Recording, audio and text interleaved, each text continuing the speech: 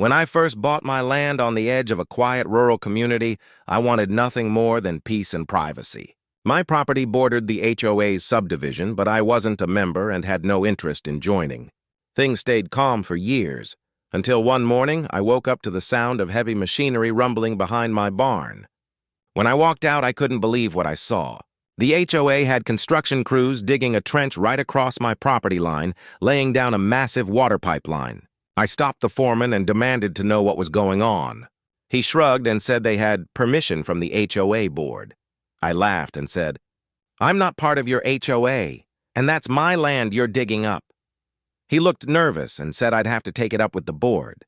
I immediately checked the county maps and permits, and sure enough, the HOA had filed a fraudulent right-of-way document claiming they owned an easement across my land. They didn't.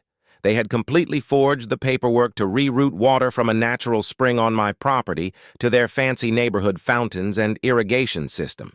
I contacted the county inspector, and when he came out, he confirmed they were in violation of multiple property and environmental laws. But instead of stopping, the HOA doubled down. They claimed the pipeline was a community necessity, and even threatened to sue me for interfering with essential utilities. That's when I decided to fight back the smart way. I hired an attorney who specialized in property rights and water law. Together, we gathered drone footage, official land records, and testimony from the construction workers who admitted they'd been told to stay quiet about where they were digging. It took months, but when the case went before a judge, the evidence was overwhelming.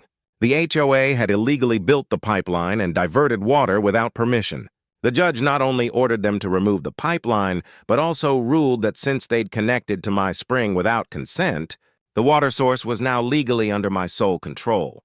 Within weeks, their fancy neighborhood fountains went dry, and the HOA had to negotiate with me, this time on my terms. I agreed to let them buy water from me at market rates. The same people who trespassed on my land were now paying me monthly. They tried to steal my property, but in the end, I turned their crime into my profit.